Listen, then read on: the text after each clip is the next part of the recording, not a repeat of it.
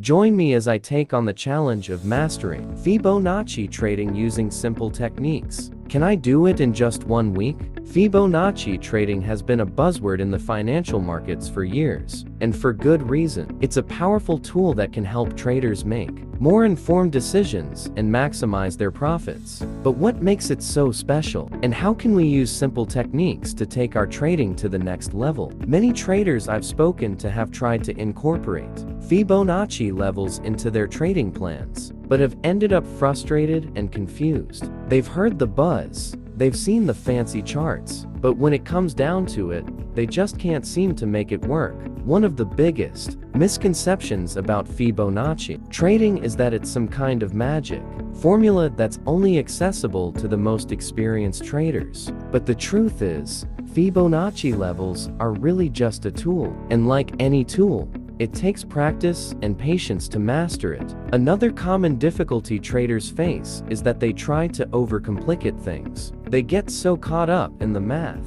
and the theory behind Fibonacci that they forget to keep things simple. They start trying to use every single Fibonacci level, every single ratio, and every single technique they've ever heard of, all at once. And before they know it, their charts are a mess, and they're more confused than ever. I've also seen traders get caught up in the idea that Fibonacci levels are some kind of guarantee. They think that if they just use the right Fibonacci levels, they'll be able to predict the market with certainty. But the truth is, Fibonacci levels are just a probability game. They give us an idea of where the market is likely to go, but they're not a crystal ball. Fibonacci retracement levels are one of the most powerful tools in a trader's arsenal. These levels are based on the idea that prices tend to retrace a portion of their previous move before continuing in the same direction. By identifying these levels, we can get a sense of where the market is likely to bounce or break out.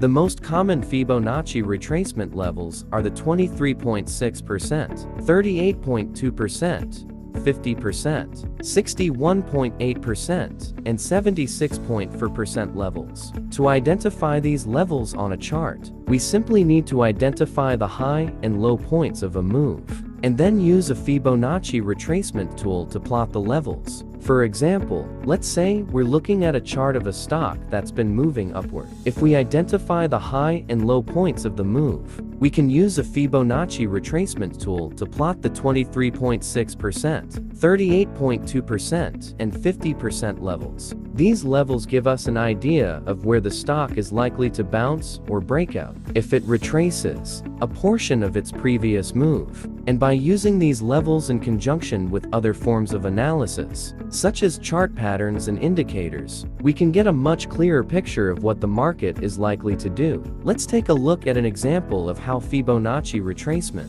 levels can be applied in a real-world trading scenario. Imagine we're looking at a chart of a currency pair that's been moving upward for several days. We identify the high and low points of the move and use a Fibonacci retracement tool to plot the 23.6%, 38.2%, and 50% levels. As the price begins to retrace, we see it bounce off the 38.2% level and then continue upward. This gives us a strong signal that the trend is still intact and that the price is likely to continue moving upward. One powerful technique for using Fibonacci levels is to combine them with other forms of analysis, such as chart patterns and indicators. For example, let's say we're looking at a chart of a stock that's forming a bullish wedge pattern. We can use Fibonacci retracement levels to identify the key levels of support and resistance, and then use indicators such as the RSI to get a sense of whether the stock is overbought or oversold. By combining these different forms of analysis, we can get a much clearer picture of what the market is likely to do. Another powerful technique is to use Fibonacci extensions to identify potential breakout points. Fibonacci extensions are based on the idea that prices tend to extend their moves beyond the 100% level by a certain percentage. By identifying these levels, we can get a sense of where the market is likely to break out if it continues in the same direction. For example, let's say we're looking at a chart of a currency pair that's been moving upward for several days. We identify the 100% level, and then use a Fibonacci extension tool to plot the 127.2% and 161.8% levels. As the price approaches these levels, we can get a sense of whether the trend is still intact, and whether the price is like. By mastering Fibonacci trading using simple techniques, we can take our trading to the next level. We can get a clearer picture of what the market is likely to do, and make more informed decisions as a result. In conclusion, mastering Fibonacci trading is all about keeping it simple and focusing on the basics. By understanding how to use Fibonacci retracement levels, extensions, and other techniques, we can get a clearer picture of what the market is likely to do, and make more informed decisions as a result. I hope this video has been helpful in giving you a better understanding of how to use Fibonacci levels in your trading. Be sure to practice these techniques and see how they can improve your trading results.